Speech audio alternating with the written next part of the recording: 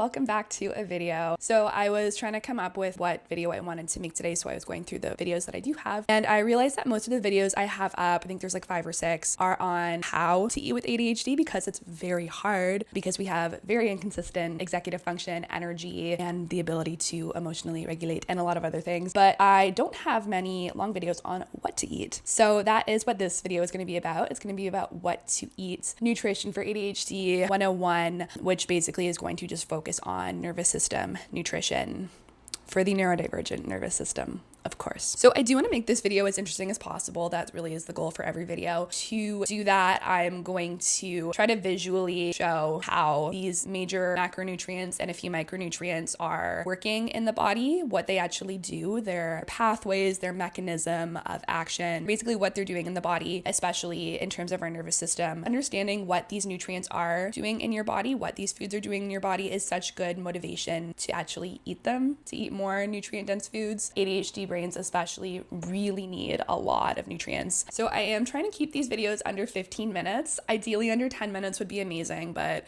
I'm doing what I can. But with that, I did want to call the video like everything you need to know about ADHD nutrition or something like that, but that would be a lie. Liar! Liar! Listen. Liar! Because I can't say everything that you need to know about ADHD nutrition in under 10 minutes. But this is a really good start, I think. Whatever I don't get too into, or if something really scratches your brain and you want to know more about it, just let me know in the comments and I would be so happy to make a follow-up video on that. But the framework for this video, I'm going to go through 4 major macronutrients: protein, fiber, fat, carbs, what they do in the body, especially what they do for our nervous system in relation to ADHD, as well as micronutrients too. So vitamins and minerals, what they are doing for our nervous system, for our brain, and why eating these nutrients is so important to support our ADHD. My name is Liv. I'm a nutritionist and intuitive eating counselor with ADHD, and I work with people with ADHD. I also am obsessed with the link between our hormones, our menstrual cycle, how this affects our ADHD, and how we can eat and live in ways that support our hormones and our menstrual cycle and our ADHD. If you're watching this video, there's like a 99% chance that you've heard that protein is really good for ADHD and that you need to be eating protein if you have ADHD.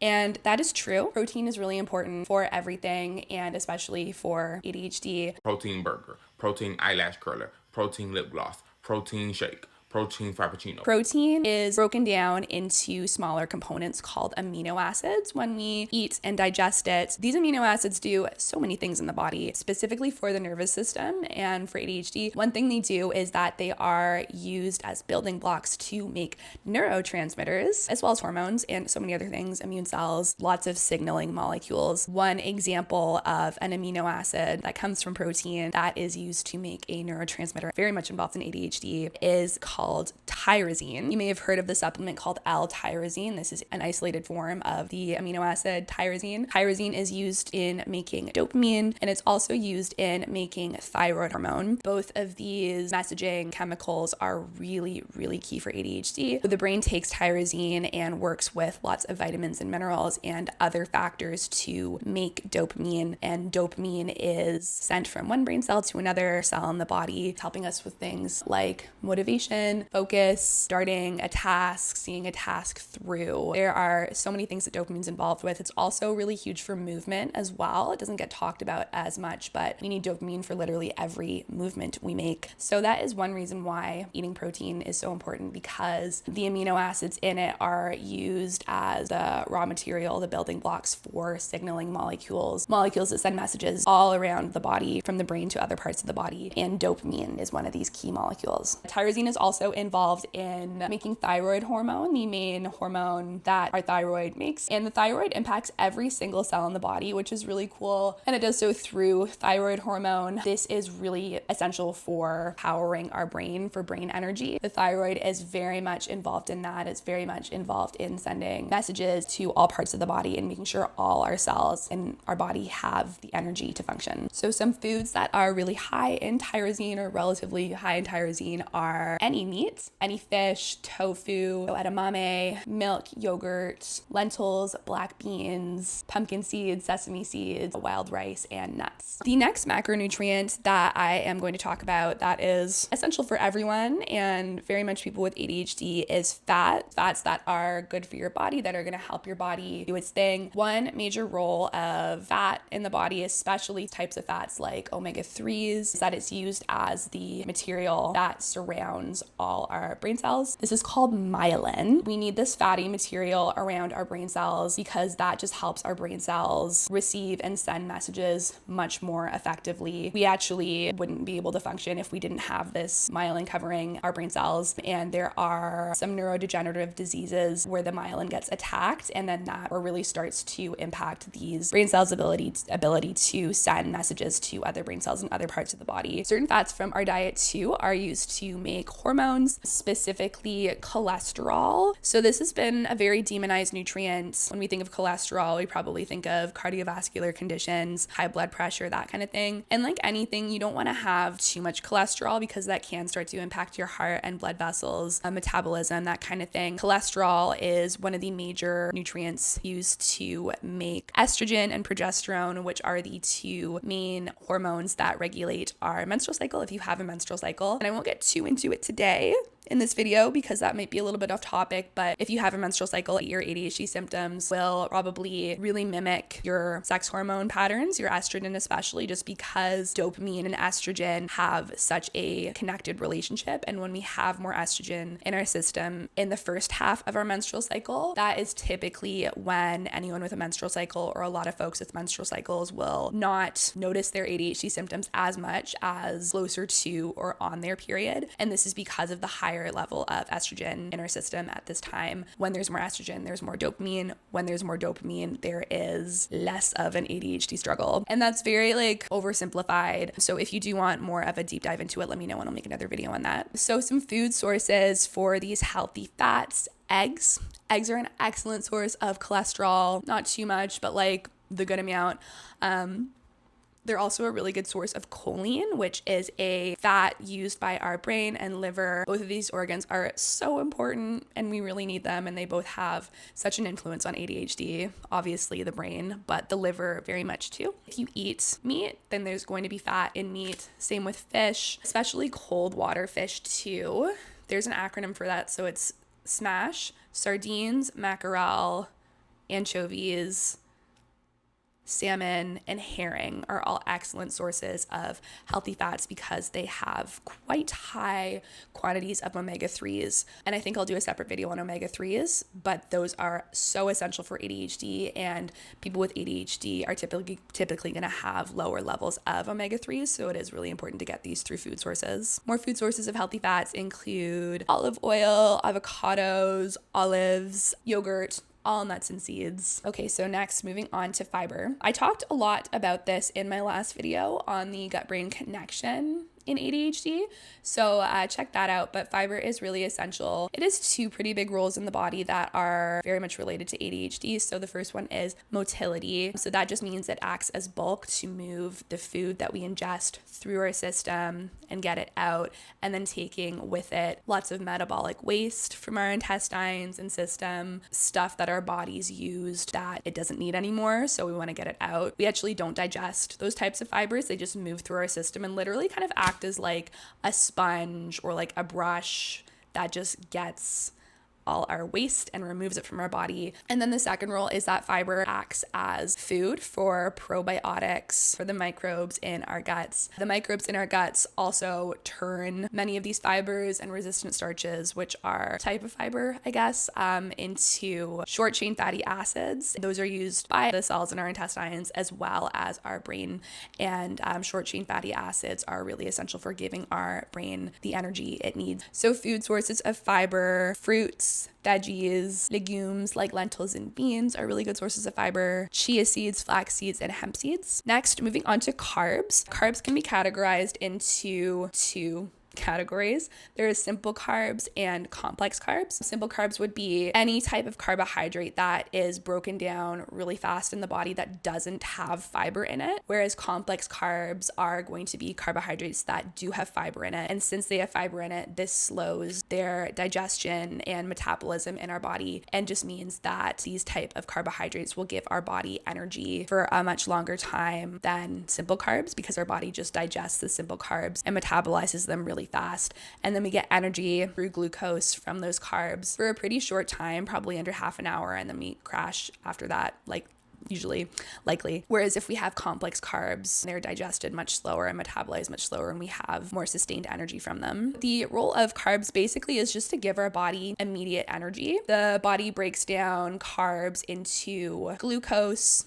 which is the main form of energy that powers all our cells, including our brain cells. Glucose can pass through the blood-brain barrier, which is how our brain gets its nutrients. It takes them from the blood vessels that pass by and through the brain. And glucose is one of the molecules that is able to move from these blood vessels into the brain. And whenever you can, if you are able to eat carbs with the other macronutrients that I just mentioned, so eating carbs with protein and with fat, and then if you're eating complex carbs, there's already going to be fiber in those complex carbs. By doing that, that is going to slow the rate at which your body is digesting and metabolizing these carbs and give you a much more sustained energy, give your brain more sustained energy than if you were to just have carbs on their own. So if you can, it's always great to combine carbs with protein and fat. Good food sources of carbohydrates, rice, especially wild rice if you can, but also white rice has been quite demonized as well in the nutrition online space, and there's nothing wrong with white rice. It just is more of a simple carb, closer to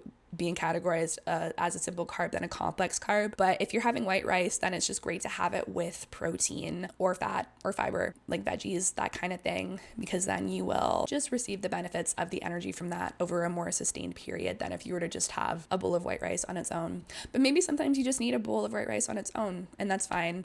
All of these are just kind of like general guidelines and not like rules, but just more things to kind of like understand. We just have to eat every day, so it's fine if you don't have carbs with protein today. That's fine. Just do it tomorrow, or just think about it, and then just kind of like planting the seed of understanding how these things work, and then from there gradually taking action towards eating in ways that make you feel good and that you're enjoying.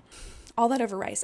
Toast breads with seeds and whole grain are going to be more on the complex carb side than simple, and then like a white bread will be more on the simple carb side, so your body's going to digest that a lot faster than it would a piece of toast with seeds and whole wheat in it and stuff like that. And then for the micronutrients, these refer to vitamins and minerals and any other molecule that has a similar role to vitamins and minerals, so antioxidants, flavonoids, that kind of thing. In a nutshell, what micronutrients do is that they work as cofactors. This basically means they help speed up other processes in the body. For example, how your brain is turning tyrosine into dopamine, it's going to use lots of minerals and vitamins for that. It definitely is going to be using zinc, probably magnesium, vitamin C for sure, and probably some B vitamins too, definitely vitamin B6. All of those are going to help with that process of turning the amino acid tyrosine into the neurotransmitter dopamine, and they do that throughout the body. I love micronutrients though, I just don't have time to talk about them today, but maybe I'll make another video on them soon, because they're so fascinating and interesting. But yeah, it is usually a metabolic related task that they help with. So things that keep us alive, that they are very much involved in keeping our heart beating, keeping the acid base balance of our blood, allowing our brain cells to send messages all throughout the body. We really need micronutrients in order for that to happen. Okay, so as I mentioned at the beginning of this video is more so on what to eat when you have ADHD and understanding the why behind that, how what you're eating is influencing your nervous system and your ADHD symptoms. But I'm not talking about how to actually do that. That's what most of my other videos are focused on, just because with ADHD, you do want to be eating as many nutrient-dense foods as you can, but doing so in a way where you're actually enjoying what you're eating and getting satisfaction from that, or else you're not going to be able to do that every day. You're not going to have the motivation to do that if you're not looking forward to the process of eating and not enjoying it. Then it's going to be really hard to maintain eating well. So I just do want to validate the reality that eating with ADHD is really hard because of our inconsistent executive function and energy levels and emotional regulation, ability to emotionally regulate, and also all the comorbidities, other conditions that often go along with ADHD, how that can make just putting food together, especially nutritious food, really difficult. So I really encourage you and everyone who has ADHD and eats, which is everyone, to really prioritize self-compassion and just recognize that it is really challenging to eat. This message really isn't shared with us. Eating is just seen as like such a basic thing, even though there's a million steps in eating and we have to do it every day. And it's just a huge task, and we really struggle with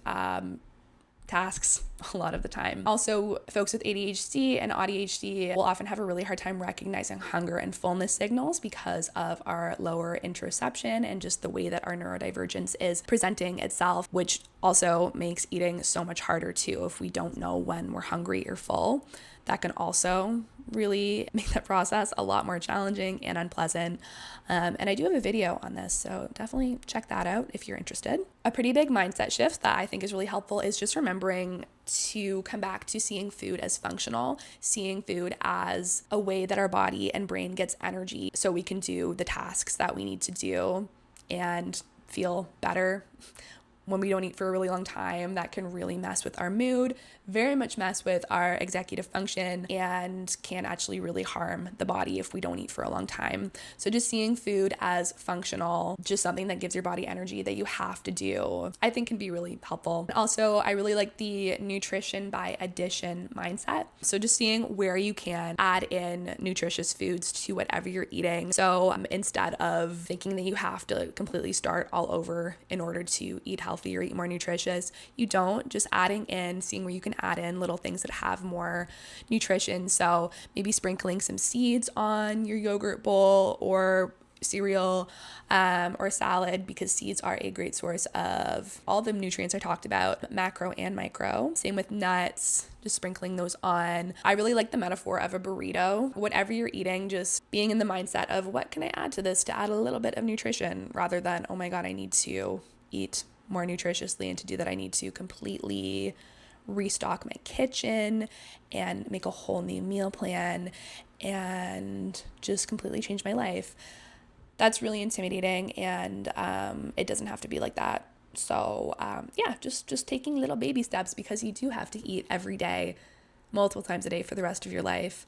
I always feel really bad saying that, but it is just a fact. So there's always going to be more time to build these skills and introduce more nutrition into your life, and to do so in a way that is not stressful and that's not interrupting your life, in a way that is working with your life and your lifestyle. And also a final thing, I talked a little bit about this earlier, but just finding satisfaction in what you're eating. So making sure you are enjoying the foods that you're eating, because that's going to be amazing motivation to continue to eat that way. Satisfaction with the taste and flavor, but also finding satisfaction with how eating these more nutritious foods, adding them into your diet, are making you feel, the energy you're getting from that, and how they are supporting your ADHD symptoms.